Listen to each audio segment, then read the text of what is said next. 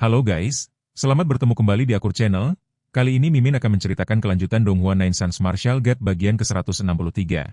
Namun tak bosan-bosannya Mimin ingin mengucapkan maaf yang sebesar-besarnya, dikarenakan untuk video dan alur cerita tidak sama, jadi untuk videonya, hanya sebagai bumbu pemanis saja ya guys. Baiklah, supaya tidak berbasa-basi lebih lama lagi, langsung aja kita terobos ke ceritanya. Pada episode sebelumnya, diceritakan Jiang Yanran diliputi kecemasan saat mengingat pertempuran ketika Ye Yunfei dikepung banyak ahli kuat. Namun Ye Yunfei dengan santai mengungkap bahwa ia telah membunuh dan mengusir mereka, membuat semua orang terkejut dan mulai memandangnya seperti sosok luar biasa. Ia kemudian menyelamatkan keluarga Jiang, memberikan pil berharga yang meningkatkan kekuatan mereka secara drastis hingga keluarga itu bangkit pesat. Di sisi lain, hubungan Jiang Yanran dengan Ye Yunfei memunculkan perasaan halus di tengah kecanggungan. Setelah itu, Ye Yunfei menghadapi 3 ahli alam pembentukan ilahi yang mencoba memburunya. Tetapi ia justru membalik keadaan, mengejar dan membunuh salah satu dari mereka dengan kekuatan mengerikan, membuat musuh ketakutan dan melarikan diri. Kemenangan itu mengguncang wilayah, menegaskan kekuatannya yang luar biasa. Ia kemudian kembali dan menyaksikan kebangkitan Suer dari kepompong, yang berubah menjadi gadis cantik dengan kekuatan besar, menandai awal perubahan baru bagi semua pihak. Sesaat kemudian, Ye Yunfei melangkah dengan tenang memasuki Menara Hantu, sebuah tempat yang diselimuti suasana sunyi namun dipenuhi aura misterius yang terasa berat di udara. Langkahnya mantap, seolah sudah terbiasa dengan tekanan energi spiritual yang berputar di dalam menara tersebut. Di dalam Menara Hantu, tetua Tangwu dan pemimpin sekte tampak duduk bersila di tempat yang tenang, tubuh mereka tegak dan stabil seperti batu karang yang tak tergoyahkan. Dari tubuh keduanya, energi spiritual yang dahsyat mengalir keluar tanpa henti, membentuk gelombang halus yang berdenyut di sekeliling mereka, menciptakan tekanan yang bahkan dapat dirasakan oleh siapapun yang berada di dekatnya. Suasana di dalam menara terasa begitu khusyuk dan penuh konsentrasi. Sepertinya dia akan segera berhasil, sebuah perasaan yang muncul secara alami di benak siapapun yang menyaksikan pemandangan itu. Beberapa saat kemudian, waktu seakan berhenti sejenak sebelum tiba-tiba terdengar ledakan yang mengguncang keheningan. Penguasa Tanah Tebal menjadi yang pertama kali berhasil menembus batas, mencapai tahap akhir alam jiwa Yuan. Aura di sekelilingnya melonjak drastis, membentuk pusaran energi yang berdenyut kuat, seolah menyatakan keberhasilannya kepada dunia. Ye Yunfei berjalan mendekat dengan langkah ringan namun pasti, wajahnya tenang dengan sedikit kilatan penghargaan di matanya, lalu berkata selamat dengan nada yang tetap datar namun penuh makna. Penguasa Bumi Tebal menanggapi dengan penuh rasa syukur, mengungkapkan terima kasihnya kepada Guru Ye, menyadari sepenuhnya bahwa tanpa bantuan Ye Yunfei, dirinya pasti masih terjebak di tahap akhir alam inti agung yang mendalam, tanpa harapan untuk melangkah lebih jauh. Ucapan terima kasih itu terasa tulus dan berat, mencerminkan perjalanan panjang yang telah dilaluinya. Sebagai balasan, ia juga menyampaikan terima kasih kembali, sebelum melanjutkan dengan tekad bahwa selanjutnya ia perlu meluangkan lebih banyak waktu untuk dengan tekun mengasah fondasi spiritualnya dan berusaha membuatnya lebih kokoh, sebuah tekad yang tercermin jelas dari sorot matanya yang kini dipenuhi semangat baru. Ye Yunfei kemudian menyampaikan bahwa saat waktunya tepat, ia akan membantu menembus ke alam pembentuk Tuhan. Kata-kata itu jatuh dengan tenang namun membawa harapan yang luar biasa besar. Penguasa Bumi Tebal menjawab dengan penuh semangat, hatinya bergetar oleh kemungkinan yang sebelumnya terasa mustahil. Sebelumnya, para ahli di alam pembentukan ilahi adalah makhluk yang sangat hebat dan berkuasa baginya, sosok-sosok yang hanya bisa dipandang dari kejauhan dengan rasa kagum dan tak terjangkau. Namun sekarang setelah Ye Yunfei ada di sini, pemahamannya berubah sepenuhnya, dan ia tahu bahwa menjadi seorang ahli di alam pembentukan ilahi bukanlah mimpi lagi, melainkan sebuah tujuan yang nyata dan mungkin untuk dicapai. Ledakan kembali mengguncang ruangan. Tepat saat itu, tetua Tangwu juga berhasil menembus pertahanan. Aura spiritualnya melonjak, menandakan pencapaiannya di tahap akhir alam Yuanhun, sebuah pencapaian yang tidak kalah mengesankan. Ye Yunfei mengarahkan pandangannya kepadanya, lalu menyampaikan agar tetua Tangwu melanjutkan pengasingannya untuk meningkatkan tingkat kultivasinya. Ia menilai bahwa pengetahuan dan pengalaman yang telah dikumpulkan sudah cukup untuk mendukung terobosan menuju alam pembentukan dewa dalam jangka pendek, sebuah penilaian yang didasarkan pada pengamatan mendalam dan pengalaman panjang. Kemudian, ia menyebutkan sebuah botol pil Dao yang dirancang khusus untuk membantu memurnikan dasar kekuatan spiritual, sangat cocok untuknya. Dengan gerakan ringan, Ye Yunfei menjentikan jarinya, dan sebuah botol giok melayang lembut di udara sebelum berhenti tepat di depan tetua Tangwu. Tetua Tangwu menerima botol itu dengan penuh rasa hormat, mengucapkan terima kasih dengan sikap yang tenang namun penuh penghargaan, lalu segera kembali melanjutkan upayanya untuk menembus ke alam berikutnya, tenggelam dalam konsentrasi yang dalam. Setelah itu, Ye Yunfei mengajak pemimpin sekte untuk keluar. Tanpa banyak kata, mereka berdua bergerak meninggalkan menara ilusi, melangkah keluar dari suasana penuh tekanan menuju dunia luar yang terasa lebih lapang. Begitu Ye Yunfei keluar dari menara ilusi, Taois Dadi segera menghampirinya. Wajahnya menunjukkan keseriusan saat ia menyampaikan bahwa jika dihitung dengan jarinya, kira-kira tersisa 10 hari sebelum tanah Godfall dibuka. Mendengar itu, Ye Yunfei tampak terkejut, pikirannya langsung tertuju pada negeri kejatuhan Tuhan, sebuah tempat yang syarat misteri dan peluang besar. Dalam suasana yang sedikit canggung, Taois Dadi mencoba menjelaskan, menyampaikan permisi serta mengakui bahwa awalnya ia berjanji akan membantu mendapatkan tempat di tanah para dewa yang jatuh, tetapi kenyataannya tidak semudah itu. Ye Yunfei menanggapi dengan nada mengejek, menyatakan bahwa sejak awal memang telah terjadi kebohongan, karena dengan status dan kekuatan Taois Dadi, tidak mudah untuk mendapatkan 2 tempat untuk memasuki negeri dewa yang jatuh. Taois Dadi tampak malu, batu kecil sebagai bentuk ketidaknyamanan, karena memang niat untuk menipu Ye Yunfei sempat muncul ketika berada di benua Tianxuan. Fakta bahwa hanya kekuatan dengan level minimal Akademi Dao Surgawi yang berhak mendapatkan tempat, dengan jumlah yang sangat terbatas, membuat situasi menjadi semakin jelas. Sebagai seorang putra suci dari sekte Houtu di Muzhou, wilayah hutan belantara utara, mendapatkan 2 tempat merupakan hal yang sangat sulit baginya. Ye Yunfei kemudian mengalihkan pandangannya ke arah Akademi Dao Surgawi, menyadari bahwa tampaknya ia harus melakukan perjalanan ke sana. Ia mengingat bahwa Meng Qianzheng, wakil dekan Akademi Tian Dao, pernah berjanji akan membantunya mendapatkan 2 tempat tersebut. Sementara itu, di markas besar Akademi Tian Dao, di puncak gunung yang diselimuti kabut tebal, berdiri sebuah loteng kayu yang tampak sederhana namun menyimpan kekuatan besar. Di dalamnya, sekitar selusin pria lanjut usia duduk tegak, masing-masing memancarkan aura yang luar biasa. Mereka semua adalah anggota berpangkat tinggi dari Akademi Dao Surgawi, dan masing-masing merupakan ahli dalam alam pembentukan ilahi. Di antara mereka, seorang lelaki tua berpenampilan biasa dengan jubah hitam duduk bersila di atas futon. Dialah dekan Akademi Dao Surgawi, sosok yang memegang otoritas tertinggi. Ia membuka pembicaraan dengan menyatakan bahwa negeri dewa yang jatuh akan segera dibuka, dan Akademi Dao Surgawi akan mengirim sekelompok murid elit untuk menjelajah serta mencari harta karun di sana. Suasana menjadi serius. Disebutkan bahwa meskipun Akademi Dao Surgawi terletak di wilayah hutan belantara utara yang terpencil, reputasinya cukup terkenal di seluruh wilayah bintang Xuan Huang. Pembukaan negeri para dewa yang jatuh adalah sebuah peristiwa besar, dan tentu saja akademi tersebut tidak bisa absen. Disebutkan pula bahwa di negeri tersebut terdapat obat setengah dewa, sesuatu yang dapat mengangkat fondasi akademi ke tingkat yang baru jika berhasil diperoleh. Namun, segera muncul suara keraguan, menyatakan bahwa hal itu tidak mudah karena persaingan akan sangat sengit, terutama dari sekte dan klan kuat di alam suci serta wilayah bintang lain yang juga akan ikut serta. Dekan kemudian menyampaikan bahwa yang terpenting adalah keselamatan para murid, berharap mereka dapat kembali dengan selamat. Diskusi berlanjut dengan berbagai pandangan, hingga akhirnya pembicaraan beralih pada penentuan daftar peserta. Pada saat itu, Meng Qianzheng tiba-tiba menyatakan bahwa ia membutuhkan 2 tempat. Hal ini langsung memicu reaksi dari Zhou Yi, yang wajahnya menggelap, mempertanyakan apakah tempat tersebut akan diberikan kepada Ye Yunfei dan Du Fen. Meng Qianzheng mengangguk tanpa ragu, menegaskan janjinya. Zhou Yi langsung menyatakan keberatan, menyebut Ye Yunfei tidak memenuhi syarat dan Du Fen terlalu lemah. Perdebatan memanas, dengan saling tuduh dan sindiran. Ketegangan meningkat hingga keduanya berdiri dan melepaskan tekanan spiritual masing-masing, menyebabkan seluruh paviliun berguncang hebat. Dekan akhirnya menghentikan mereka dengan kekuatan spiritual yang luar biasa, memaksa keduanya mundur. Namun konflik belum sepenuhnya mereda. Meng Qianzheng tetap bersikeras, bahkan menantang Zhou Yi. Tepat pada saat itu, suara seperti guntur menggema dari luar, menyatakan bahwa tetua jagal darah dari klan iblis kuno datang untuk meminta audiensi dengan dekan Sima dari Akademi Dao Surgawi. Semua orang di dalam loteng tercengang. Situasi yang sudah tegang kini semakin rumit. Dekan berpikir sejenak, lalu memutuskan untuk keluar dan melihat apa yang terjadi, membawa semua orang menuju perkembangan baru yang belum diketahui ujungnya. Satu persatu, para anggota berpangkat tinggi dari Akademi Dao Surgawi melangkah keluar dari paviliun, gerakan mereka tampak tenang namun syarat wibawa, sebelum tubuh mereka terangkat perlahan ke udara. Mereka terbang dengan kecepatan tinggi, meninggalkan jejak samar energi spiritual di belakang mereka, dan dalam waktu singkat telah tiba di luar gerbang Akademi Dao Surgawi. Suasana di sekitar gerbang itu terasa berubah drastis, seolah dunia yang mereka kenal tiba-tiba diselimuti sesuatu yang asing dan menekan.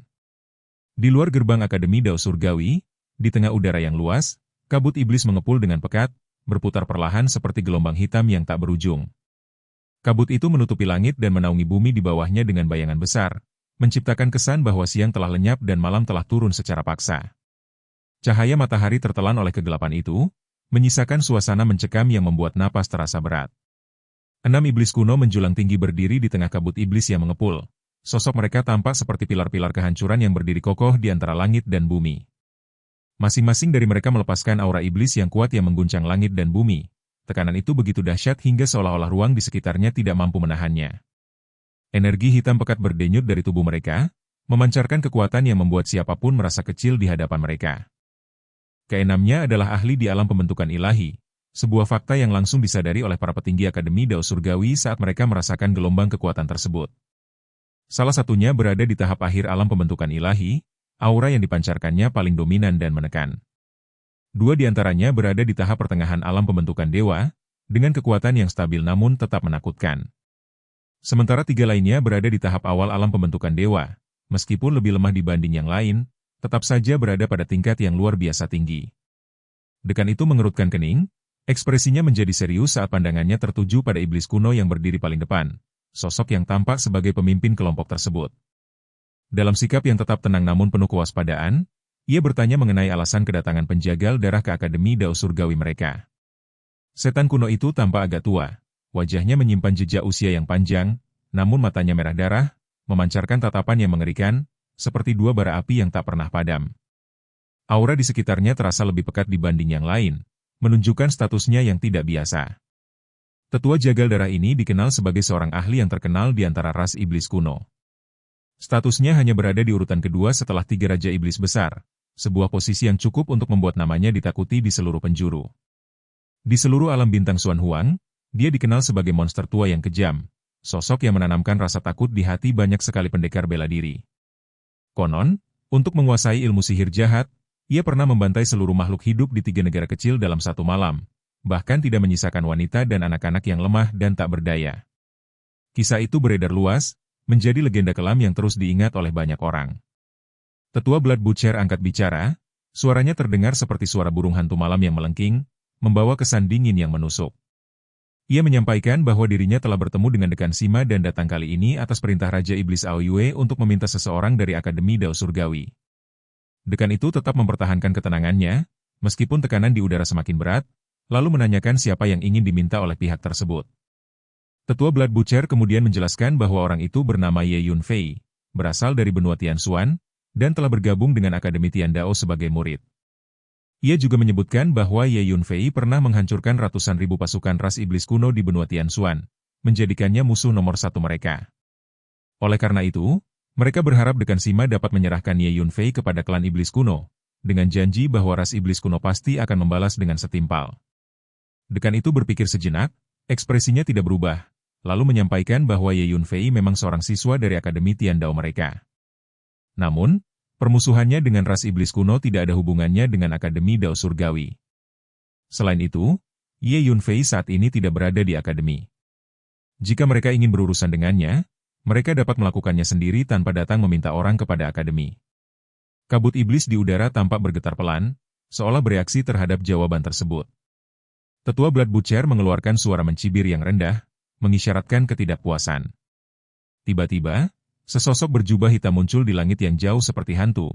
Kehadirannya begitu tiba-tiba hingga hampir tidak terdeteksi sebelumnya. Sosok itu melayang perlahan mendekat, aura gelap yang dibawanya tidak kalah menekan. Para petinggi di Akademi Tiandao semuanya terkejut. Mereka segera mengenali bahwa orang-orang dari makam neraka surgawi telah datang. Di dalam medan bintang Xuan Huang, makam Tianyo dikenal sebagai kelompok pembunuh yang sangat kuat, bahkan secara keseluruhan kekuatannya jauh lebih besar daripada Akademi Dao Surgawi. Oleh karena itu, meskipun Akademi Dao Surgawi berani memprovokasi ras iblis kuno, mereka tidak berani memprovokasi makam alam bawah surgawi. Dekan kembali menegaskan maksudnya dengan sangat jelas, bahwa meskipun Ye Yunfei adalah anggota Akademi Dao Surgawi, dendam mereka terhadapnya tidak ada hubungannya dengan Akademi. Jika ingin berurusan dengannya, mereka dipersilakan melakukannya sendiri. Ketegangan semakin meningkat ketika pesan dari Raja Iblis Aoyue disampaikan. Disebutkan bahwa jika Akademi Dao Surgawi tidak menyerahkan Ye Yunfei, maka Raja Iblis Aoyue akan datang sendiri ke Gurun Utara, kemungkinan besar bersama Raja Iblis Tulang Putih dan Raja Iblis Tanpa Celah. Setelah mendengar hal ini, para petinggi Akademi Dao Surgawi semuanya terkejut. Ketiga Raja Iblis itu dikenal sebagai ahli di tahap akhir alam pembentukan ilahi, masing-masing memiliki energi iblis yang kuat dan berada pada tingkat kekuatan yang sama. Kedatangan mereka ke hutan belantara utara akan menjadi ancaman besar yang sulit diabaikan. Tidak berhenti di situ, informasi tambahan mengenai kemungkinan keterlibatan Tuan Muda keluarga Wu dari alam suci semakin memperparah situasi. Keluarga Wu dikenal sebagai salah satu klan utama di alam suci. Kekuatannya jauh melampaui Akademi Dao Surgawi. Jika mereka ikut campur, tekanan yang dihadapi Akademi akan meningkat drastis. Ancaman terus berdatangan. Makam Neter Surgawi menyatakan akan mengirim sekelompok pembunuh dengan kekuatan alam pembentukan dewa ke wilayah hutan belantara utara. Kemudian, dari arah lain, Sekte Pedang Surgawi, Sekte Xuanming, dan Sekte Suci Laut Biru juga menyatakan akan datang untuk menyelesaikan urusan dengan Ye Yunfei. Satu persatu kekuatan besar muncul, memperlihatkan tekad mereka. Meskipun beberapa di antaranya sedikit lebih lemah daripada Akademi Dao Surgawi, mereka tetap memiliki sejumlah besar ahli di alam pembentukan ilahi. Ketika semua kekuatan ini berkumpul, tekanan yang terbentuk menjadi sesuatu yang hampir tak tertahankan. Setiap anggota berpangkat tinggi di Akademi Dao Surgawi merasakan tekanan yang sangat besar, seolah berada di bawah gunung yang siap runtuh kapan saja. Di tengah situasi itu, Zhou Yi mendengus dingin, ekspresinya penuh ketidakpuasan. Ia menyatakan bahwa sejak awal mempertahankan Ye Yunfei di Akademi Dao Surgawi akan menjadi bencana cepat atau lambat, dan sekarang semua orang dapat melihat kenyataannya. Ia kemudian menyarankan agar Ye Yunfei segera dikeluarkan dan diumumkan secara publik bahwa dia bukan lagi siswa Akademi Tiandao. Selain itu, ia mengusulkan agar Akademi menggunakan semua koneksi mereka untuk memburu Ye Yunfei, sehingga kekuatan-kekuatan tersebut tidak lagi menargetkan Akademi Dao Surgawi. Beberapa orang mulai menyetujui pendapat tersebut, suasana menjadi semakin terpecah. Namun di tengah tekanan itu, Meng Qianzheng tiba-tiba mencibir dengan suara lantang, suaranya menggema jelas di udara. Ia menyoroti ironi dari situasi tersebut, bahwa begitu banyak ahli di alam pembentukan ilahi dikerahkan hanya untuk menghadapi seorang pemuda, bahkan mencoba memaksa Akademi Dao Surgawi untuk ikut campur. Sindiran itu terasa tajam, menusuk langsung ke inti persoalan, mempertanyakan kehormatan pihak-pihak yang hadir. Tetua Blood Butcher membalas dengan nada mencibir, menyatakan bahwa Ye Yunfei terkenal kejam dan haus darah, tangannya berlumuran darah nyawa orang tak berdosa yang tak terhitung jumlahnya, sehingga tindakan mereka adalah hal yang benar untuk melenyapkan ancaman tersebut. Namun Meng Qianzheng menanggapi dengan tawa, menyatakan bahwa di hadapan ras iblis kuno, tuduhan tersebut terasa tidak pantas. Ia menyinggung bahwa jika pihak lain mengatakan hal seperti itu mungkin dapat dimaklumi, tetapi jika diucapkan oleh iblis purba, hal itu menunjukkan kurangnya rasa malu. Tepat saat itu, tawa keras tiba-tiba terdengar, memotong ketegangan yang membeku di udara. Semua orang segera menoleh ke arah sumber suara tersebut. Dari kejauhan, seorang pria muda melangkah perlahan mendekat, langkahnya ringan namun penuh keyakinan. Wajahnya dihiasi senyum dingin yang samar, sorot matanya tajam dan tenang, seolah tidak terpengaruh oleh tekanan luar biasa yang memenuhi tempat itu. Sosok itu tidak lain adalah Ye Yunfei, yang akhirnya muncul di hadapan semua orang, membawa serta perubahan baru dalam situasi yang sudah berada di ambang ledakan. Sosok Ye Yunfei berdiri di kejauhan dengan tenang, sementara udara di sekelilingnya terasa berat oleh tekanan dari begitu banyak ahli yang berkumpul. Dalam suasana yang menegang itu, perhatian seluruh pihak tertuju padanya, dan keberadaannya seolah menjadi pusat dari badai besar yang siap meledak kapan saja. Tatapan tajam dari tetua jagal darah langsung mengunci sosok tersebut. Dengan pengenalan yang sudah lama tertanam di benaknya, potret dan aura kekuatan jiwa Ye Yunfei telah lama dikenal di kalangan ras iblis kuno, sehingga tanpa keraguan sedikit pun, Suetu segera mengenali Ye Yunfei dan mengeluarkan pernyataan dingin yang menunjukkan bahwa ia terkejut sekaligus marah melihat keberanian pemuda itu muncul secara langsung di hadapannya. Namun, alih-alih menunjukkan rasa gentar, Ye Yunfei justru memperlihatkan sikap yang santai. Dalam ketenangan yang hampir terasa meremehkan, ia menjentikan jarinya dengan ringan, gerakan kecil yang kontras dengan situasi besar di sekitarnya, lalu menyampaikan bahwa tidak ada yang perlu ditakutkan dan bahwa pihak-pihak di hadapannya tidak menimbulkan ancaman besar baginya. Sikap itu, yang begitu sederhana namun syarat keyakinan, langsung memicu reaksi keras dari para ahli. Kata-kata, sikap, dan tindakan Ye Yunfei membuat marah para ahli di alam pembentukan ilahi yang datang untuk menghadapinya. Aura kemarahan mulai berdenyut di antara mereka, menciptakan tekanan yang semakin meningkat. Begitu banyak ahli di alam pembentukan ilahi berkumpul di sini untuk Ye Yunfei, namun di luar dugaan, Ye Yunfei tampil di depan umum dan tidak menganggap serius mereka, sebuah tindakan yang bagi mereka terasa seperti penghinaan terang-terangan. Dalam suasana yang memanas itu, tetua jagal darah menunjukkan senyum mencibir, ekspresinya dipenuhi niat membunuh. Ia menganggap kemunculan Ye Yunfei sebagai kesempatan yang tidak perlu disia-siakan, merasa bahwa targetnya telah datang dengan sendirinya tanpa perlu dikejar. Perasaan puas itu tampak jelas dari aura yang dipancarkannya, seolah ia telah mengunci mangsanya. Begitu dia selesai berbicara, suasana berubah drastis. Ledakan terdengar mengguncang ruang di sekitar mereka. Tiba-tiba, gumpalan awan iblis berwarna merah darah muncul di area ini, tak terbatas dan menutupi matahari, bergulir menuju Ye Yun dari segala arah. Warna merah pekat itu tampak seperti lautan darah dari neraka, bergolak dengan kekuatan yang menakutkan, menyelimuti seluruh ruang tanpa celah. Awan-awan iblis berwarna merah darah ini, dengan warnanya yang menakutkan menyerupai lautan darah dari neraka, menerjang maju dengan kekuatan yang luar biasa. Setiap gelombang yang bergerak membawa tekanan yang mampu menghancurkan segalanya di jalurnya. Kekuatan Blood Butcher berada pada tahap akhir alam pembentukan dewa, dan setiap gerakannya mengandung petunjuk tentang pengaruh terhadap kekuatan langit dan bumi. Ia tidak sekadar menyerang, tetapi juga mengendalikan hukum yang lebih dalam, sesuatu yang hanya dapat dilakukan oleh mereka yang telah mencapai puncak kekuatan tertentu. Ia melepaskan hukum kultivasi iblis, dengan mudah menyelimuti seluruh area, menjadikan ruang di sekitarnya sebagai wilayah kekuasaannya. Dalam saat yang sama, sebuah raungan keras menggema, memerintahkan semua pihak untuk bekerja sama menutup ruang ini. Sebelum tiba, dia sudah memahami sepenuhnya situasi Ye Yunfei, mengetahui bahwa Ye Yunfei mahir dalam energi spasial dan dapat melintasi ruang angkasa. Oleh karena itu, hal pertama yang dia lakukan setelah bertindak adalah menyegel ruang angkasa, memastikan tidak ada jalan keluar. Bum-bum bergema berturut-turut, seiring dengan para kultivator alam pembentuk ilahi lainnya yang ikut bertindak. Mereka melepaskan energi mereka secara bersamaan untuk menyegel ruang ini, menciptakan lapisan demi lapisan tekanan yang saling mengunci. Energi seorang master di alam pembentukan ilahi sudah mampu memengaruhi dan menekan area ruang yang luas, dan ketika begitu banyak dari mereka bekerja bersama, hasilnya menjadi sesuatu yang mengerikan. Kelima klan iblis kuno, bersama dengan pria berjubah hitam dari makam Tianyo, lelaki tua pendek dari sekte Tianjian, lelaki tua berjubah emas dari sekte Xuanming, wanita cantik berpakaian istana dari sekte ilahi Bihai, dan bahkan Zhou dari Akademi Tiandao, semuanya melepaskan tekanan energi mereka pada saat ini. Tekanan itu datang dari segala arah, menekan Ye Yunfei dari jauh dengan kekuatan yang luar biasa dan tak terhindarkan. Tekanan energi yang dilepaskan oleh begitu banyak ahli di alam pembentukan ilahi yang bekerja bersama-sama sungguh menakutkan. Hal ini langsung menutup seluruh ruang tersebut, membekukannya di tempat seperti lempengan besi padat, membuat udara terasa kaku dan tidak bisa digerakkan.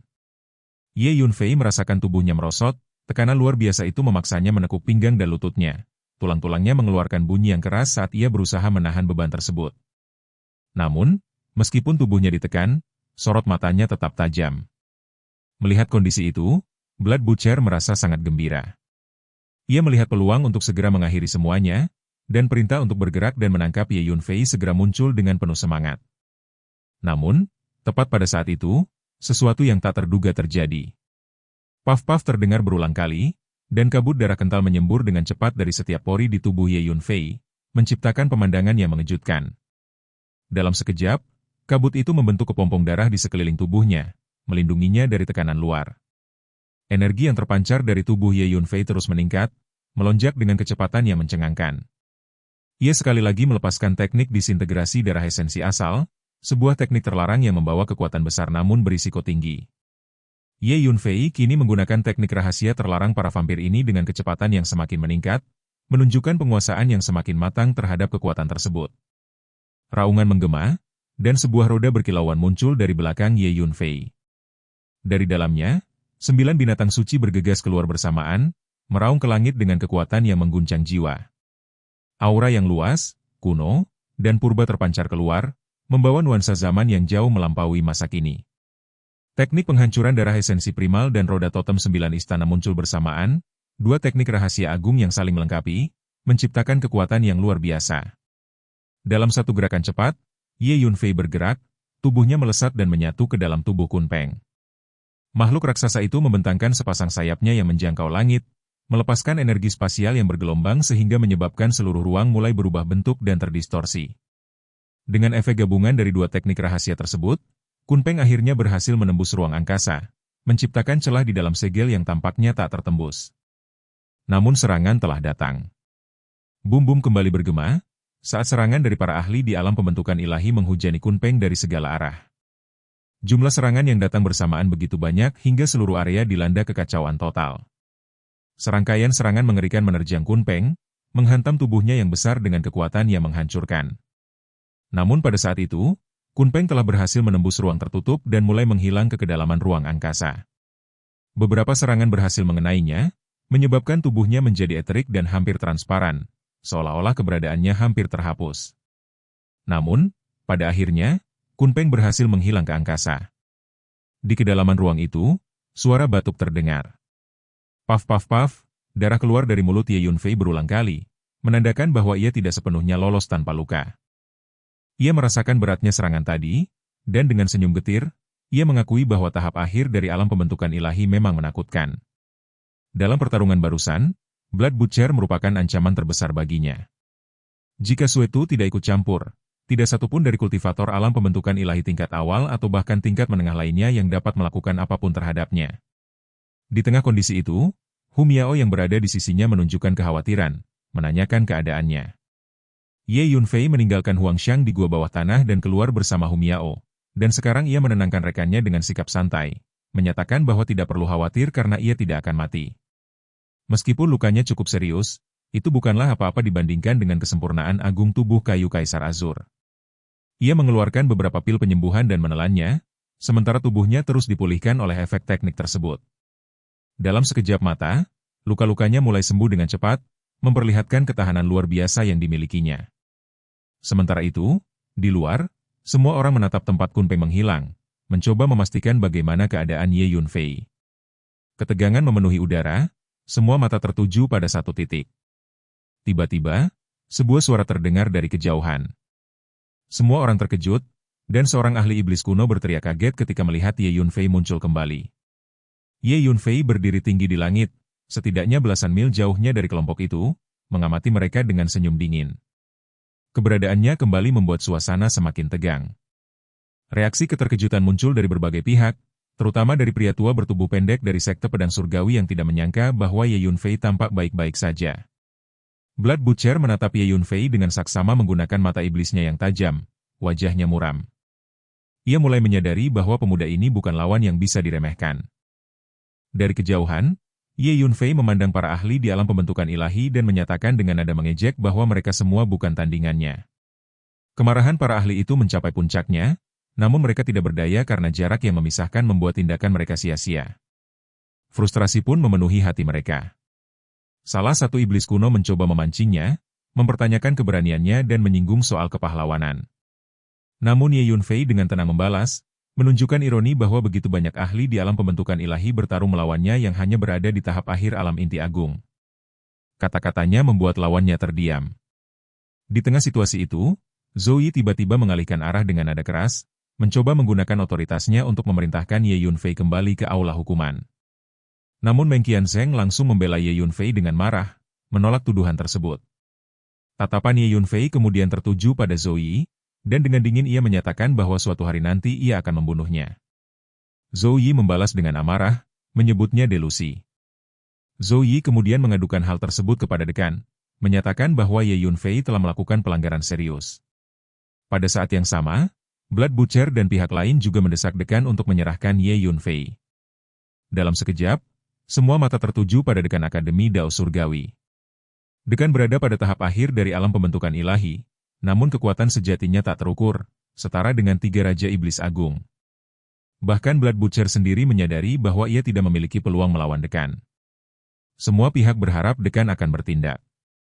Namun, sebelum apapun terjadi, Ye Yunfei menatap dekan Sima dengan tenang dan mengungkapkan sesuatu yang membuat suasana berubah. Ia menyatakan bahwa jika dekan berada dalam kondisi puncak, mungkin ia bisa ditangkap, tetapi karena kondisi saat ini, dekan tidak berani menggunakan seluruh kekuatannya. Kata-kata itu langsung membuat ekspresi dekan Sima berubah, menandakan bahwa sesuatu yang tersembunyi telah terungkap. Di tengah ketegangan yang masih menggantung di udara, Ye Yunfei tidak lagi berbicara secara terbuka. Ia memilih jalur yang lebih tersembunyi, menyampaikan kata-kata ini kepada dekan Sima menggunakan telepati, sebuah metode komunikasi yang hanya dapat dipahami oleh pihak yang dituju. Gelombang kesadarannya mengalir tanpa suara, menembus ruang tanpa meninggalkan jejak. Karena itu, para ahli lain di alam pembentukan ilahi di sekitar mereka tidak tahu mengapa ekspresi Dekan Sima tiba-tiba berubah drastis, seolah sesuatu yang tak terlihat baru saja mengguncang batinnya. Di dalam benaknya, Dekan Sima merasakan getaran yang tidak biasa. Ia membalas melalui jalur yang sama, mengirim pesan telepati yang berisi pertanyaan penuh keterkejutan mengenai bagaimana Ye Yunfei bisa mengetahui kondisi yang selama ini ia sembunyikan rapat-rapat, bahkan dari mereka yang berada di tingkat kekuatan yang sama dengannya. Rasa curiga bercampur dengan kegelisahan perlahan muncul di wajahnya. Selama ini, meskipun ia terluka parah, ia selalu menyembunyikannya dengan sangat baik. Ia menutup setiap celah, menahan setiap gejala, dan mengendalikan auranya sedemikian rupa sehingga bahkan para ahli di level yang sama pun akan kesulitan untuk mengetahuinya hanya dengan sekali lihat. Itu adalah rahasia terdalamnya, sesuatu yang bahkan musuh yang pernah melukainya pun tidak sepenuhnya memahami. Namun, tanpa ragu sedikit pun, Ye Yunfei mengirimkan kembali suara melalui telepati, mengungkapkan bahwa Dekan Sima telah menderita cedera dingin kronis, yang telah merusak fondasi garis keturunannya, dan jiwanya pun perlahan terkikis. Kata-kata itu tidak hanya tepat, tetapi juga sangat mendalam, menyentuh inti masalah yang selama ini menjadi sumber penderitaan sang dekan. Lebih jauh lagi, ia menyampaikan bahwa seandainya bukan karena cedera ini, dengan bakat dan pengalaman yang telah dikumpulkan, Dekan Sima pasti sudah menembus alam kaisar, sebuah tingkat yang menjadi impian banyak kultivator.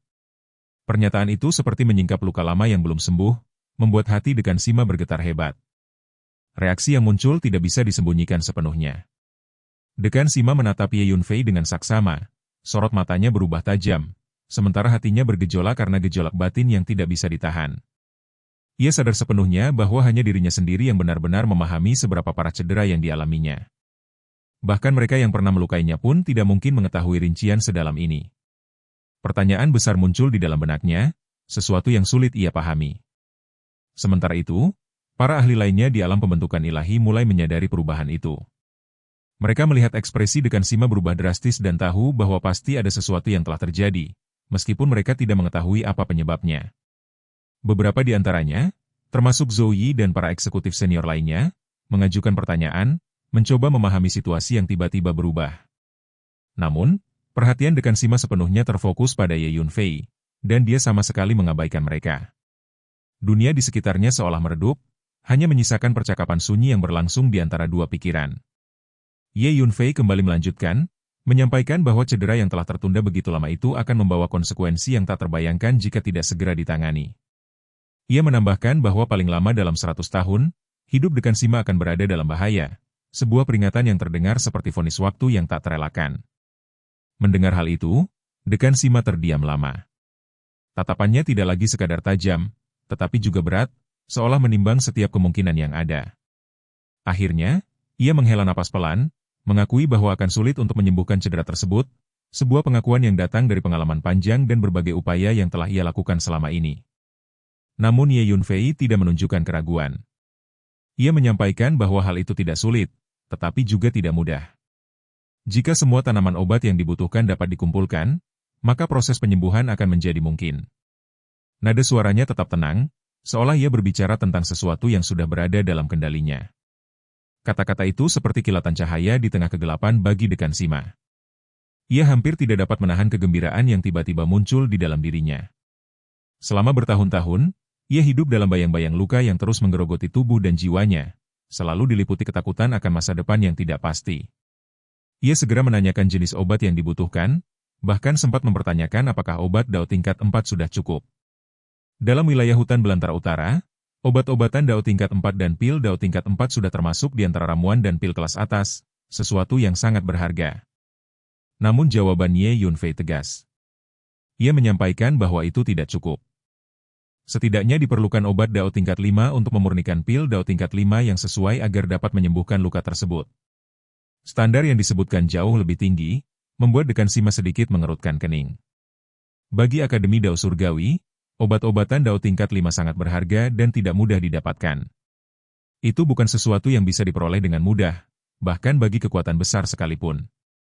Meski begitu, tekad Dekan Sima tidak goyah. Ia menanyakan secara rinci obat Dao tingkat 5 yang diperlukan dan pil Dao tingkat 5 yang harus dimurnikan. Bahkan ia menyatakan bahwa jika memang benar-benar dapat menyembuhkan lukanya, ia akan melakukan segala daya untuk mendapatkannya, bahkan jika itu berarti menjual semua yang ia miliki. Keinginan untuk sembuh begitu kuat hingga mengalahkan segala pertimbangan lain. Namun, Ye Yunfei tidak langsung menjawab. Ia hanya menatap dekan Sima dengan saksama, diam tanpa kata, namun maknanya jelas. Sikap itu seolah bertanya balik tanpa suara, mengapa ia harus memberikan informasi tersebut tanpa imbalan. Dekan Sima segera memahami maksud itu. Ia pun bertanya apa yang dibutuhkan oleh Ye Yunfei sebagai imbalan. Ye Yunfei kemudian menanyakan apakah dekan Sima memiliki harta karun magis bawaan. Pertanyaan itu langsung membuat dekan Sima mengerutkan kening. Ia menjelaskan bahwa bahkan sekte dan klan kuno di alam suci pun akan kesulitan menghasilkan satupun harta sihir bawaan, apalagi Akademi Dao Surgawi. Artefak magis tingkat tertinggi yang mereka miliki hanyalah artefak yang mulia tingkat dasar. Setelah berpikir sejenak, Ye Yunfei menyebutkan syaratnya.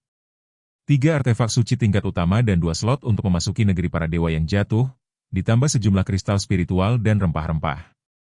Permintaan itu membuat dekan Sima terkejut. Meskipun Akademi Dao Surgawi memiliki beberapa artefak yang mulia tingkat dasar, jumlahnya tidak banyak. Namun, demi kesembuhan, ia tidak ragu. Ia mengangguk setuju, menerima syarat tersebut tanpa ragu. Sementara itu, para ahli lain di alam pembentukan ilahi di sekitar mereka menyadari bahwa Ye Yunfei dan dekan Sima berkomunikasi melalui telepati, dan mereka mulai merasa tidak nyaman dengan situasi tersebut. Kemudian, dekan Sima akhirnya berbicara secara terbuka. Ia menyampaikan bahwa dendam antara pasukan mereka dan Ye Yunfei bukanlah sesuatu yang ingin Akademi Dao Surgawi campuri. Ia mempersilakan mereka pergi, dan juga meminta Ye Yunfei untuk pergi serta tidak membawa permusuhan kembali ke Akademi. Keputusan itu membuat suasana berubah drastis. Suetu menunjukkan ekspresi muram, mencoba menekan dengan kata-kata, namun dekan Sima tidak memberinya ruang. Ia langsung memerintahkan untuk mengantar tamu keluar, lalu melambaikan lengan bajunya dan berbalik masuk ke Akademi. Bum-bum terdengar, lebih dari selusin formasi besar muncul secara bersamaan, memberikan perlindungan ketat terhadap markas besar Akademi Dao Surgawi. Zhou Yi mencoba berbicara, menyarankan tindakan terhadap Ye Yunfei, namun suara dekan Sima dari kejauhan menegaskan bahwa keputusan telah diambil. Ia akan membebaskan Ye Yunfei. Meng Qianzheng langsung memperingatkan Zhou Yi dengan tatapan tajam, sementara para anggota berpangkat tinggi lainnya mulai kembali ke dalam akademi. Di luar gerbang, para ahli dari berbagai kekuatan masih berdiri, menatap Ye Yunfei dari kejauhan. Ye Yunfei pun membalas tatapan mereka, kedua pihak saling mengunci dalam diam yang penuh tekanan. Blood Butcher kemudian menggunakan telepati untuk mengajak semua pihak melancarkan serangan mendadak. Semua ahli di alam pembentukan ilahi mengangguk setuju. Namun sebelum mereka bergerak, Ye Yunfei sudah lebih dahulu menyadari niat mereka. Dengan kekuatan jiwa yang luar biasa dan pengalaman yang kaya, ia membaca pergerakan halus dan perubahan aura mereka. Ia tertawa dingin, menyampaikan bahwa ia akan mengingat mereka semua dan suatu hari akan datang kepada mereka. Tanpa memberi kesempatan, ia langsung melepaskan energi spasialnya, melangkah ke ruang angkasa, dan menghilang. Kemurkaan langsung meledak. Blood Butcher meraung, merasa terlambat lagi. Para ahli lainnya juga menunjukkan ekspresi muram, menyadari bahwa mereka tidak memiliki cara untuk menahan Ye Yunfei. Rasa frustrasi menyelimuti mereka. Beberapa di antara mereka mengakui kehebatan Ye Yunfei dalam menguasai energi spasial, bahkan menyebut bahwa hanya tokoh besar di alam suci yang mampu mencapai tingkat seperti itu. Akhirnya, mereka memutuskan untuk pergi, satu persatu menghilang dari tempat itu. Tak lama kemudian, area di luar gerbang Akademi Dao Surgawi menjadi kosong. Namun tidak jauh dari situ, di puncak gunung yang dipenuhi hutan lebat, sosok Ye Yunfei muncul kembali, berdiri tenang di atas puncak, menunggu. Tiba-tiba, ia merasakan sesuatu dan menatap ke kejauhan. Seorang lelaki tua berjubah abu-abu dengan janggut panjang muncul, melangkah di udara. Seorang ahli alam pembentukan ilahi tingkat menengah. Ye Yunfei menatapnya dengan tenang, menyimpulkan asalnya dari sekte misteri surgawi, dan siap menghadapi kemungkinan pertempuran. Namun, lelaki tua itu justru menunjukkan sikap berbeda. Ia menyatakan bahwa ia tidak datang untuk bertarung, melainkan untuk membahas sebuah kesepakatan. Mendengar itu, Ye Yunfei terkejut, suasana kembali berubah menjadi sesuatu yang penuh kemungkinan baru. Di puncak gunung yang diselimuti pepohonan lebat dan udara yang tenang, suasana terasa kontras dengan ketegangan yang baru saja terjadi. Angin berhembus pelan, menggerakkan dedaunan dengan suara halus, sementara Ye Yunfei berdiri tegak, tatapannya tajam namun tenang. Di hadapannya, Pria tua berjubah abu-abu itu mengangguk perlahan. Gerakannya menunjukkan sikap sopan namun tetap menyimpan kehati-hatian. Ia kemudian melanjutkan maksud kedatangannya, menyampaikan bahwa sebenarnya ia datang ke sini untuk membahas kesepakatan dengan Tuan Muda Ye atas nama Tetua Bai Yun dari Sekte Tianji mereka. Kata-kata itu diutarakan dengan nada yang terkendali, seolah berusaha menjaga suasana tetap damai. Pria tua itu menjelaskan bahwa jubah pelindung langit adalah harta karun tak ternilai dari Sekte Misteri Surgawi mereka, sebuah peninggalan dari leluhur pendiri sekte yang memiliki arti sangat penting bagi keberlangsungan dan kehormatan sekte tersebut. Setiap kata yang ia sampaikan mengandung penekanan pada nilai historis dan spiritual dari benda itu, seolah ingin menanamkan pemahaman tersebut ke dalam benak Ye Yunfei. Namun, Ye Yunfei tetap tidak menunjukkan ekspresi apapun. Wajahnya datar, seolah tidak terpengaruh oleh penjelasan panjang itu. Ia hanya menyampaikan bahwa sampul yang meliputi langit kini menjadi miliknya dan tidak lagi menjadi bagian dari sekte misteri surgawi. Kata-kata itu sederhana, tetapi mengandung ketegasan yang tidak dapat digoyahkan. Pria tua berjubah abu-abu itu terbatuk pelan, mencoba menahan suasana yang mulai kaku. Ia mengakui bahwa jubah pelindung langit memang saat ini berada di tangan Ye Yunfei, tetapi nada suaranya tetap menyiratkan bahwa kepemilikan itu masih bisa dinegosiasikan. Namun Ye Yunfei segera mengoreksi, menegaskan bahwa ini bukan sesuatu yang bersifat sementara, melainkan sudah menjadi miliknya sepenuhnya. Pernyataan itu seperti garis tegas yang ditarik di antara keduanya. Pria tua itu kemudian mencoba mengendalikan situasi, meminta izin untuk menyelesaikan pembicaraan. Ia menyampaikan bahwa maksud Tetua Bai Yun adalah sekte Tianji mereka bersedia membayar untuk membeli kembali jubah pelindung langit dari Ye Yunfei. Ia bahkan mempersilakan Ye Yunfei untuk menentukan harga sendiri, sebuah tawaran yang jarang diberikan dan menunjukkan keseriusan mereka. Mendengar itu, Ye Yunfei tampak sedikit terkejut. Ia mengingat bagaimana sekte misteri surgawi telah mengirim banyak orang untuk menghadapinya sebelumnya, semua demi merebut kembali benda tersebut. Kini, secara tak terduga, mereka justru mengirim seseorang untuk membelinya kembali. Namun setelah berpikir sejenak, ia menyampaikan bahwa jubah pelindung langit adalah harta yang tak ternilai harganya, sesuatu yang sekte misteri surgawi tidak mampu membelinya. Kata-kata itu disampaikan dengan tenang, tetapi mengandung makna yang dalam. Bagi Ye Yunfei, perisai pelindung langit memiliki nilai yang jauh melampaui sekadar harga materi. Ia mampu mengisolasi semua indera, termasuk indera yang memahami hukum langit dan bumi serta indera kekuatan jiwa. Dengan benda itu, Ye Yunfei dapat kembali ke benua Tianxuan kapan saja tanpa khawatir ditolak oleh hukum langit dan bumi. Tanpa perlindungan tersebut, kekuatannya saat ini kemungkinan besar akan ditolak oleh hukum dunia itu sendiri begitu ia melangkah masuk. Karena alasan itulah, Ye Yunfei tidak memiliki niat sedikit pun untuk menjualnya. Pria tua berjubah abu-abu itu tetap berusaha, menyampaikan bahwa Tetua Bai Yun telah berpesan bahwa selama sekte misteri surgawi mampu, mereka akan berusaha sebaik mungkin untuk memenuhi permintaan Ye Yunfei. Namun jawaban yang diterima tetap sama. Ye Yunfei kembali menegaskan bahwa bahkan jika mereka membawa beberapa harta sihir bawaan, ia tetap tidak akan menjual jubah pelindung langit. Kata-kata itu akhirnya membuat wajah pria tua tersebut menggelap. Amarah mulai terpancar dari matanya, meskipun ia berusaha menahannya. Ia mengingatkan bahwa jubah pelindung langit adalah harta karun sekte misteri surgawi mereka, seolah mencoba mengembalikan klaim kepemilikan. Namun Ye Yunfei tetap tidak bergeming. Ia menyatakan kembali bahwa benda itu sekarang miliknya, lalu dengan santai menyuruh pria itu pergi tanpa perlu diantar. Ucapan itu membuat suasana semakin dingin. Pria tua berjubah abu-abu itu hampir tidak bisa menahan amarahnya, dan ia mulai memperingatkan bahwa sekte misteri surgawi bukanlah sekte yang bisa dianggap remeh. Ia menyebutkan bahwa bahkan tokoh-tokoh paling berpengaruh di alam suci sering meminta bimbingan dari Tetua Bai Yun, dan tidak ada kekuatan di wilayah bintang Xuan Huang yang berani menentang mereka. Namun, Ye Yunfei tidak lagi menanggapi. Ia hanya berdiri diam, seolah semua ancaman itu tidak berarti apa-apa baginya. Akhirnya, lelaki tua itu mendengus, mengibaskan lengan bajunya dengan keras, lalu berbalik dan berjalan pergi. Ia menyadari bahwa dengan kemampuan Ye Yunfei dalam melintasi ruang angkasa, ia tidak memiliki cara untuk menahannya. Selain itu, ia juga mengingat instruksi dari Tetua Bai Yun untuk menghindari konflik sebisa mungkin. Kepergiannya meninggalkan suasana sunyi sejenak. Tidak lama kemudian, sosok lain muncul di dekat Ye Yunfei seperti bayangan yang muncul dari ketiadaan. Itu adalah Dekan Sima. Kehadirannya tenang namun membawa wibawa yang kuat. Ia mengomentari bahwa Yang Mulia Bai Yun adalah ahli ramalan terkuat di wilayah bintang Xuan Huang, dan fakta bahwa ia mengirim seseorang untuk membeli kembali jubah tersebut menunjukkan bahwa ia sebenarnya tidak ingin menjadi musuh Ye Yunfei. Jika tidak, dengan pengaruhnya, ia bisa dengan mudah menggerakkan banyak kekuatan untuk menyerang. Dekan Sima kemudian menyampaikan rasa penasarannya. Ia bertanya-tanya apa yang dimiliki Ye Yunfei sehingga membuat sosok seperti Bai Yun bersikap waspada. Namun Ye Yunfei menjawab dengan sikap santai, menyatakan bahwa ia tidak punya waktu untuk memikirkan hal-hal seperti itu. Baginya, banyak kekuatan sudah menjadi musuh, dan satu tambahan tidak akan membuat perbedaan. Jawaban itu membuat Dekan Sima menghela napas. Ia menyadari bahwa generasi muda di hadapannya benar-benar luar biasa. Ia bahkan mengakui bahwa meskipun Akademi Tiandao memiliki banyak siswa elit, tidak ada satupun yang dapat dibandingkan dengan Ye Yunfei dalam hal kekuatan, pengetahuan, dan keberanian. Kemudian, ia memenuhi janjinya.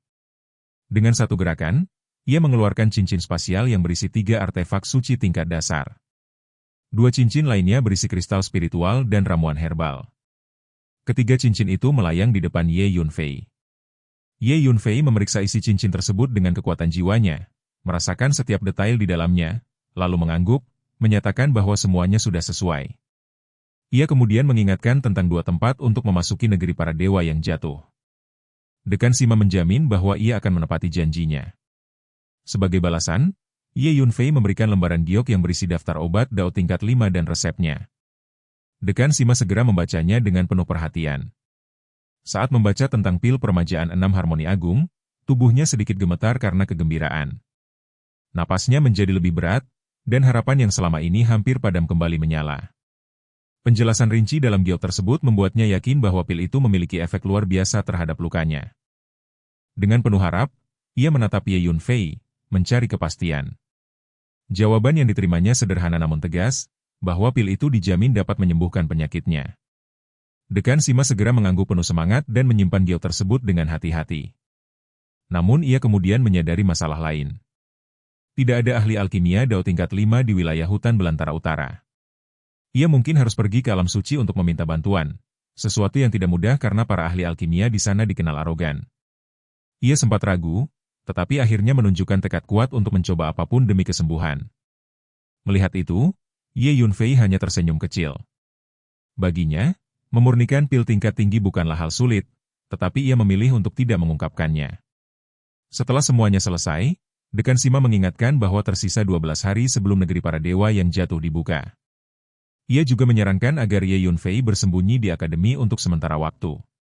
Namun Ye Yunfei menolak dengan tenang, menyatakan bahwa ia akan datang dalam 12 hari. Setelah itu, ia berbalik, melepaskan energi spasialnya, melangkah, dan menghilang ke dalam ruang angkasa. Dekan Sima menatap kosong ke arah itu, kagum pada tingkat energi spasial yang luar biasa. Ia menggelengkan kepala dengan senyum getir, lalu berbalik dan kembali ke markas besar Akademi Dao Surgawi, meninggalkan puncak gunung dalam keheningan yang perlahan kembali. Di dalam kompleks Akademi Dao Surgawi yang luas dan penuh aura kuno, suasana masih menyimpan sisa ketegangan dari peristiwa sebelumnya. Begitu Dekan Sima kembali ke markas Akademi, langkahnya tetap tenang, tetapi pikirannya jelas dipenuhi pertimbangan yang dalam. Belum lama ia berjalan, Zoe segera menghampirinya dengan ekspresi serius, lalu mendekat dan membisikkan sesuatu dengan nada penuh ambisi. Dalam bisikan itu, tersirat saran agar Akademi segera mengirimkan para ahli untuk memburu Ye Yunfei. Ia menyebutkan bahwa konon Ye Yunfei memiliki beberapa teknik bela diri tingkat lanjut, yang masing-masing sangat langka di dunia. Tidak hanya itu, ia juga menambahkan bahwa Ye Yunfei sudah mampu melakukan perjalanan menembus ruang angkasa sebelum mengonsumsi buah Xuankong, yang menunjukkan bahwa dia pasti memiliki teknik untuk mengolah energi spasial. Jika mereka berhasil menangkap Ye Yunfei dan memaksanya untuk mengungkapkan teknik bela dirinya, hal itu pasti akan mengangkat fondasi Akademi Dao Surgawi ke tingkat yang baru. Bisikan itu mengandung godaan besar, namun juga bahaya yang tidak kecil. Dekan Sima berhenti sejenak, lalu menoleh dengan ekspresi yang tetap tenang namun tegas. Ia mengingatkan bahwa Ye Yunfei masih merupakan murid Akademi Tiandao mereka. Dalam posisinya sebagai anggota akademi berpangkat tinggi, apakah pantas bagi mereka untuk mencuri sesuatu dari seorang siswa? Pertanyaan itu tidak hanya sekadar retoris, tetapi juga menyentuh inti moral yang tidak bisa diabaikan. Ia melanjutkan dengan menyampaikan bahwa jika kabar ini tersebar, Akademi Dao Surgawi mungkin akan menjadi bahan olok-olok di seluruh wilayah bintang Xuan Huang. Sebuah reputasi yang dibangun selama bertahun-tahun bisa runtuh hanya karena satu keputusan yang salah. Oleh karena itu, mulai sekarang, ia tidak ingin melihat Zoe lagi mengincar Ye Yunfei. Setelah mengatakan itu, Dekan Sima berbalik dan pergi. Langkahnya mantap, tanpa memberikan kesempatan bagi Zhou Yi untuk membalas. Sikapnya menunjukkan bahwa keputusan itu sudah final. Dalam hati Dekan Sima, pertimbangannya tidak hanya soal moral. Ia menyadari bahwa bahkan Yang Mulia Bai Yun dari Sekte Misteri Surgawi tampaknya waspada terhadap Ye Yunfei dan tidak ingin menjadi musuhnya. Jika sosok sebesar itu pun memilih untuk berhati-hati, maka Akademi Dao Surgawi tidak memiliki alasan untuk bertindak gegabah. Selain itu, Ye Yunfei telah memberinya harapan untuk sembuh, sesuatu yang jauh lebih berharga dibandingkan segala teknik atau keuntungan lainnya. Namun, di sisi lain, Zoe tetap berdiri di tempatnya. Wajahnya menjadi sangat jelek, dipenuhi amarah yang tidak tersalurkan. Ia menggertakkan giginya, menahan rasa kesal yang membara di dalam hatinya, dan dalam dia menyimpan tekad bahwa ia tidak akan membiarkan Ye Yunfei lolos begitu saja. Sementara itu, di tempat lain, waktu terus berjalan. Negeri para dewa yang jatuh akan dibuka dalam 12 hari. Dalam rentang waktu yang singkat namun krusial itu, setiap detik menjadi sangat berharga. Di dalam gua bawah tanah yang sunyi dan tersembunyi, Ye Yunfei kembali dengan langkah ringan. Suasana di dalam gua terasa stabil, energi spiritual mengalir dengan tenang, memberikan tempat yang sempurna untuk kultivasi. Ia berbicara kepada guru Taois Dadi, menyampaikan bahwa selama waktu ini, ia harus memasuki harta sihir spasial dan berlatih dengan tekun. Memasuki negeri para dewa yang jatuh untuk mencari harta karun pasti akan sangat kompetitif. Semakin kuat seseorang, semakin besar peluangnya. Mendengar hal itu, Master Dadi segera menunjukkan ekspresi kegembiraan yang tidak bisa disembunyikan. Ia bertanya apakah 2 tempat untuk memasuki tanah dewa yang jatuh sudah diperoleh. Ye Yunfei mengangguk singkat, memberikan jawaban yang membuat suasana menjadi semakin cerah. Master Dadi sangat gembira, perasaan lega dan antusias memenuhi dirinya. Namun, Ye Yunfei segera menatapnya dengan tajam, mengingatkan dengan nada kesal bahwa sebelumnya mereka telah sepakat bahwa Taois Dadi akan membantunya mendapatkan kualifikasi. Tetapi kini keadaan justru terbalik. Sekarang, Ye Yunfei yang memiliki kualifikasi tersebut, sehingga ia yang akan menerima Taois Dadi. Taois Dadi hanya bisa tertawa canggung, mencoba meredakan suasana. Ia menyatakan bahwa mereka yang mampu harus berbuat lebih banyak, dan karena Ye Yunfei sekarang sangat mampu, maka sudah sewajarnya ia yang menerima dirinya. Percakapan itu berakhir dengan instruksi tegas. Ye Yunfei menyuruh Taois Dadi untuk segera pergi berkultivasi, sementara ia sendiri akan menggunakan waktu ini untuk berlatih seni ilahi kecerahan agung. Ia juga memperingatkan bahwa saat memasuki negeri para dewa yang jatuh, jangan sampai menghalanginya, atau ia tidak akan ragu meninggalkannya. Sebagai tambahan, Ye Yunfei memberikan beberapa botol giok berisi pil dao untuk membantu kultivasi Taois Dadi. Botol-botol itu melayang ringan sebelum mendarat di hadapan Taois Dadi. Dengan semangat yang tinggi, Taois Dadi segera memasuki menara ilusi untuk memulai kultivasi terpencilnya. Sementara itu, Ye Yunfei bergumam pada dirinya sendiri bahwa ia juga perlu meningkatkan keterampilannya. Ia memutuskan untuk terlebih dahulu melebur ketiga artefak suci menjadi pedang roh 5 elemen untuk meningkatkan kekuatan formasi pedang pembantai abadi 5 elemen. Dengan satu gerakan tangan, ia mengeluarkan 3 artefak yang mulia tingkat dasar, yaitu pedang, pisau, dan tombak. Ketiganya memancarkan aura yang sangat menakutkan, menunjukkan kualitas mereka yang luar biasa. Di wilayah hutan belantara utara, senjata sihir tingkat yang mulia sudah dianggap sebagai yang tertinggi. Jika ketiga artefak ini dapat digabungkan, maka kualitas pedang roh 5 elemen akan meningkat pesat, dan formasi pedangnya akan menjadi jauh lebih kuat. Namun, Ye Yunfei merasa masih kurang. Ia berharap memiliki lebih banyak artefak semacam itu. Tiba-tiba, sebuah ide muncul di benaknya. Ia teringat pada Wan Baohang, tempat di mana ia pernah membeli banyak harta sebelumnya. Ia mulai berpikir apakah tempat itu menjual artefak langka tingkat yang mulia. Tanpa menunda, ia memutuskan untuk pergi.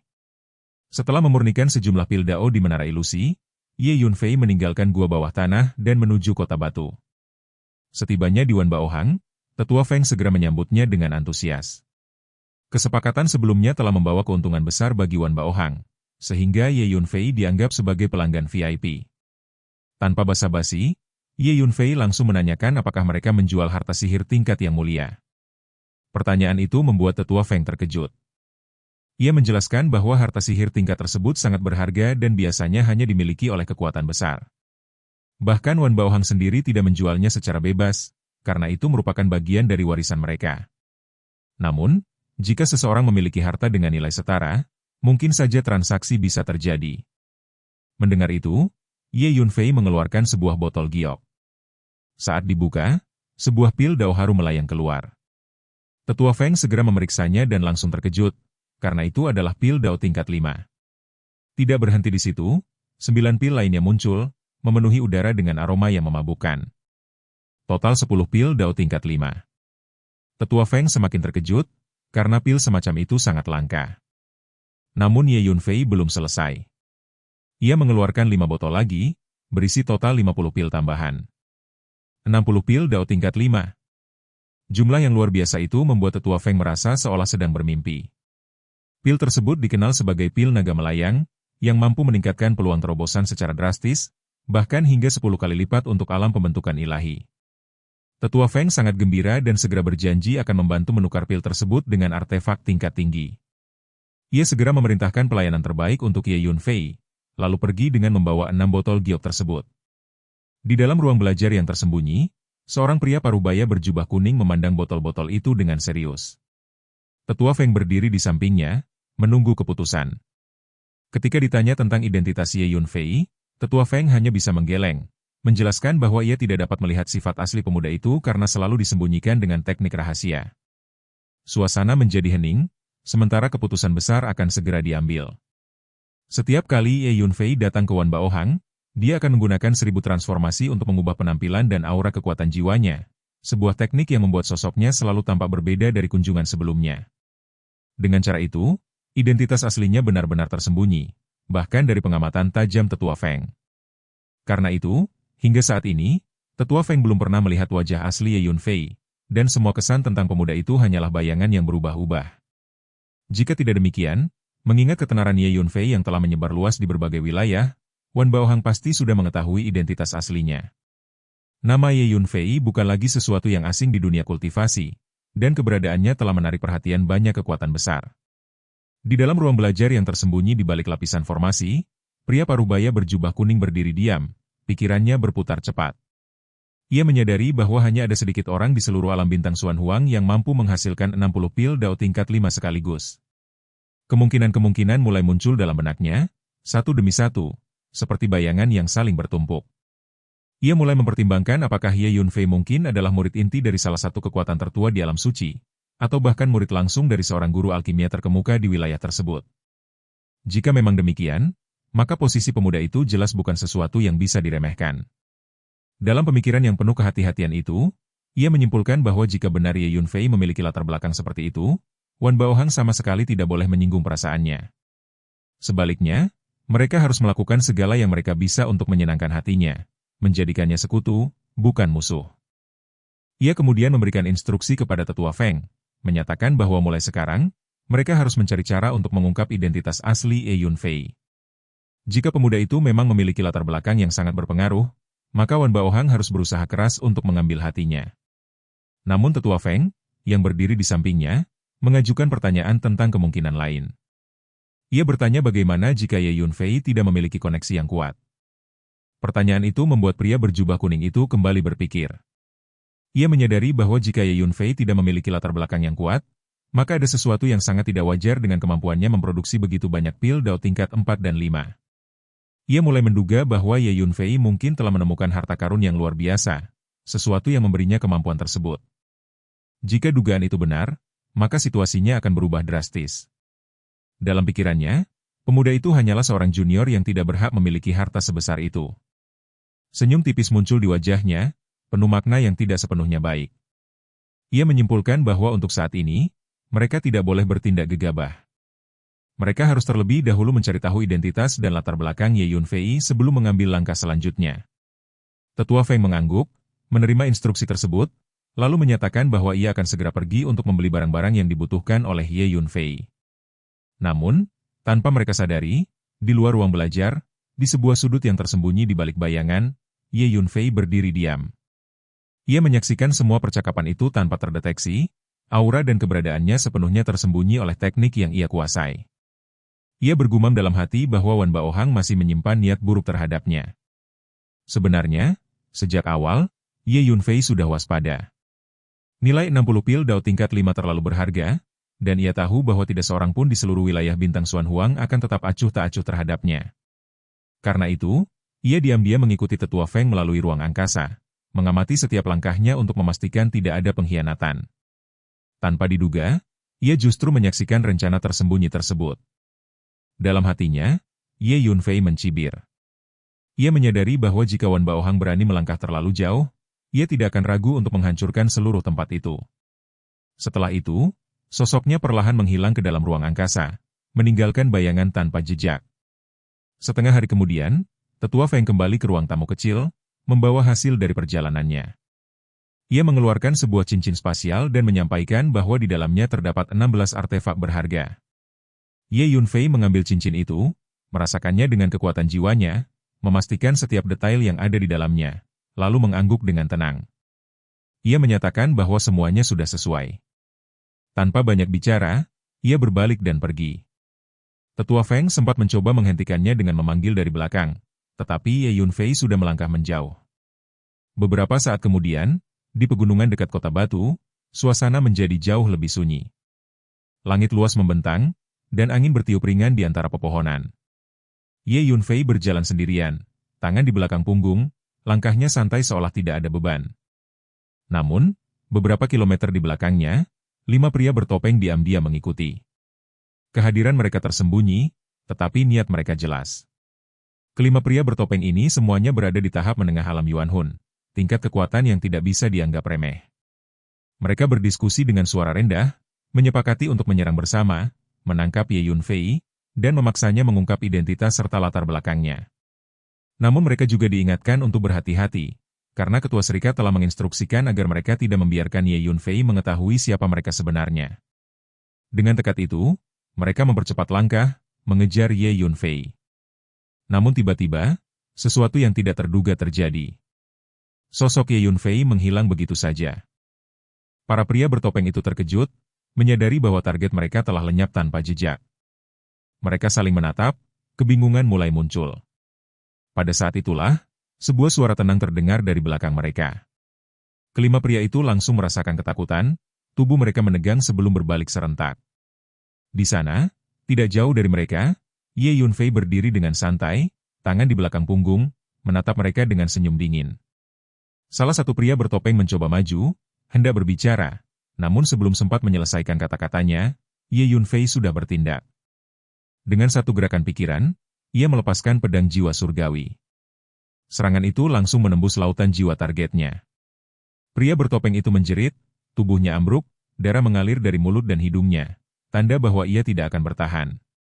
Pedang jiwa surgawi milik Ye Yunfei kini mampu melukai bahkan mereka yang berada di tahap menengah alam pembentukan ilahi, apalagi hanya mereka di tahap menengah alam jiwa primordial. 4 pria lainnya langsung mundur, ketakutan memenuhi wajah mereka. Ye Yunfei menatap mereka dan dengan tenang menyimpulkan bahwa mereka dikirim oleh Wan Baohang. Salah satu dari mereka mencoba membalas dengan ancaman, tetapi sebelum sempat menyelesaikan ucapannya, Ye Yunfei kembali menggunakan pedang jiwa surgawi. Dalam sekejap, satu lagi tewas. 3 sisanya benar-benar kehilangan keberanian. Mereka mundur puluhan langkah, menatap Ye Yunfei dengan mata penuh ketakutan. Ye Yunfei hanya menyampaikan pesan singkat, meminta mereka kembali dan memberitahu tuan mereka agar tidak macam-macam. Setelah itu, ia melayang ke langit dan menghilang. Ketiga pria itu tidak berani mengejar. Di kejauhan, Ye Yunfei hanya tersenyum tipis, menyadari bahwa kekayaan memang selalu menjadi pemicu konflik. Sementara itu, di Wan Baohang, laporan tentang kejadian itu sampai ke Ketua Serikat. Ia mendengar bahwa Ye Yunfei mampu membunuh 2 kultivator alam Yuan Hun tingkat menengah tanpa bergerak. Hal itu membuatnya berpikir keras. Ia menyadari bahwa pemuda itu pasti memiliki latar belakang yang luar biasa. Ia kemudian memerintahkan untuk terus menyelidiki identitas Ye Yunfei. Sementara itu, di wilayah lain, Ye Yunfei menemukan lokasi yang sempurna untuk menempa pedang. 5 pegunungan membentuk elemen logam, kayu, air, api, dan tanah. Ia mendarat di tengahnya, mengeluarkan kuali pemurnian, dan mulai menempa 16 artefak menjadi pedang roh 5 elemen. Di tempat lain, Jian Yanran sedang berkultivasi, tetapi hatinya tidak tenang. Ia memikirkan Ye Yunfei. Tiba-tiba, suara memanggilnya keluar. Begitu ia keluar, tekanan luar biasa menimpanya. Sebuah tangan iblis muncul. Ia tidak bisa bergerak. Namun, Meng Qianzheng muncul dan menyelamatkannya. 3 iblis kuno muncul. Blood Butcher ada di sana. Mereka ingin membawa Jiang Yanran. Namun, Meng Qianzheng dan kemudian Dekan Sima menolak. Para iblis akhirnya pergi. Namun Jiang Yanran menyadari sesuatu. Keluarganya dalam bahaya. Dekan Sima memutuskan untuk memberitahu Ye Yunfei. Beberapa waktu kemudian, Ye Yunfei menerima pesan itu. Ekspresinya berubah. Niat membunuh melonjak. Ia menyadari bahwa kali ini, ia tidak akan menunggu. Ia akan mengambil inisiatif. Ia akan menyerbu alam iblis kuno. Dan, adegan ini pun mengakhiri pertemuan kita kali ini. Terima kasih kepada semua yang telah menyimak dari awal sampai akhir video ini. Dan juga Mimin ingin mengucapkan terima kasih yang sebesar-besarnya kepada semua yang sudah subscribe Akur Channel. Semoga semuanya dimudahkan rezekinya, dan dilancarkan segala urusannya, juga disehatkan selalu setiap saat, dan terhindar dari segala penyakit. Amin.